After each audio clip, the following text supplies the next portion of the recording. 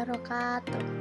Di sini saya ingin menjelaskan penerapan fisika bioakustik, biolistrik, biooptik, dan biofluida dalam keperawatan. Ini adalah peta konsep yang sudah saya buat. Yang pertama ada bioakustik.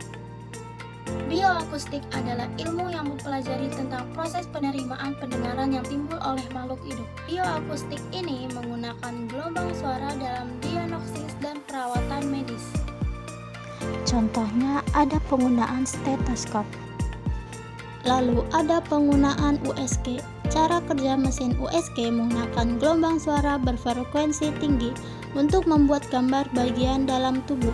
Perawat menggunakan gambar ini untuk memantau kesehatan janin selama kehamilan, memeriksa kelainan, bahkan memandu prosedur medis tertentu.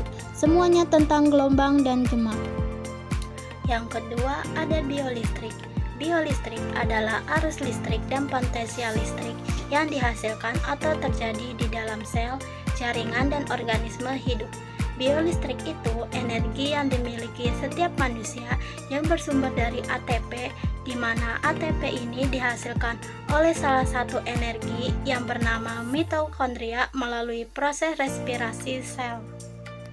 Tubuh kita seperti mesin listrik yang menghasilkan sinyal listrik kecil untuk mengontrol otot dan saraf. Biolistrik ini berfokus pada sinyal listrik dalam tubuh dan mempelajari cara kerja sinyal listrik tersebut.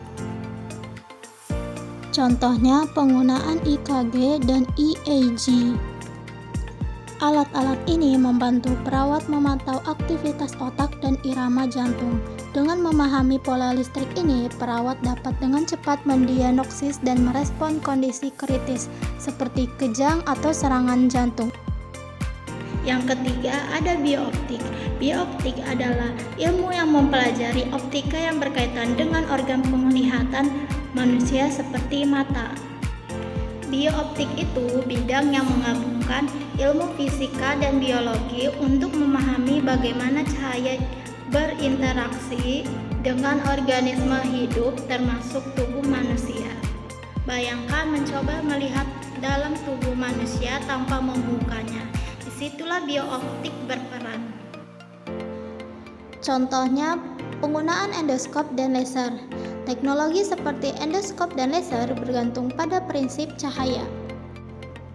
Endoskop misalnya menggunakan serat optik untuk memancarkan cahaya dan mengambil gambar dari dalam tubuh. Hal ini membantu perawat dalam membantu prosedur invasif minimal waktu pemulihan dan meningkatkan hasil pasien. Yang terakhir ada biofluida. Biofluida adalah zat alir yang mengalir di dalam tubuh seperti darah dan cairan tubuh lainnya. Biofluida itu bidang yang mempelajari gerakan fluida di dalam dan di luar organisme hidup. Fluida memiliki peran penting dalam tubuh manusia seperti darah yang mengalir melalui pembuluh darah. Contohnya penggunaan infus dan monitor darah. Prinsip dinamika fluida membantu perawat memastikan bahwa obat diberikan dengan kecepatan yang tepat dan memahami bagaimana darah mengalir melalui arteri dan vena. Pengetahuan ini sangat penting dalam mengelola seperti hipertensi dan memastikan bahwa pasien menerima dosis yang tepat. Lalu ada penggunaan tensimeter. Tensimeter digunakan untuk mengukur tekanan darah secara langsung. Alat ini berfungsi dengan cara mengukur perubahan tinggi air raksa di dalam kolom tabung manometer.